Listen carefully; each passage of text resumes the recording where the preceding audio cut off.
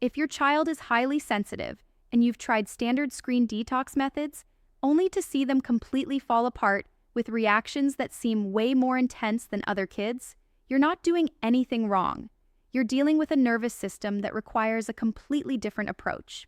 Most screen addiction recovery advice is designed for average children, but highly sensitive kids need modified strategies, or the process can actually become traumatic rather than healing. By the end of this video, I'll give you the 3 key modifications that make screen detox gentle yet effective for sensitive children. Highly sensitive children represent about 20% of the population, but they make up the majority of the most challenging screen addiction cases. Their nervous systems are wired to process sensory information more deeply, which makes them more susceptible to screen addiction, but also more vulnerable during withdrawal. For sensitive children, screens often serve as emotional regulation tools rather than just entertainment. They use the predictable stimulation to manage overwhelming sensory input from their environment. When you remove screens without providing alternative regulation support, you're taking away their primary coping mechanism while their nervous system is already in chronic overwhelm. Here are the 3 key modifications that change everything for sensitive children. First, create sensory supportive environments before beginning detox. This means reducing visual clutter, using soft lighting instead of overhead lights, minimizing background noise, and providing comfort items like weighted blankets or soft textures. Sensitive children need calm environments to have any chance of regulating without screens. Second, extend your timeline and expect more intense reactions.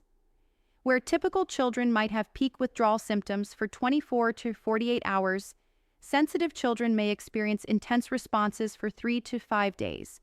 Their deeper processing means they feel everything more intensely and take longer to regulate.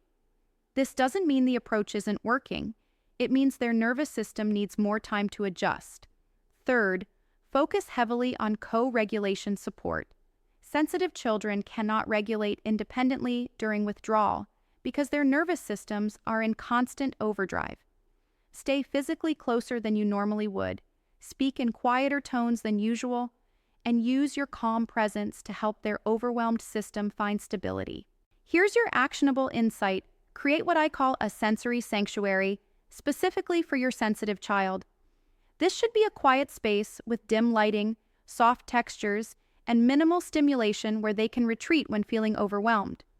Include items that provide deep pressure, like heavy pillows or compression vests, and ensure this space is available throughout the detox process.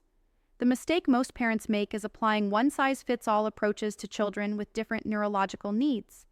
Sensitive children who are pushed through standard detox protocols often develop increased anxiety, more severe emotional dysregulation, and sometimes trauma responses that make future attempts even more difficult.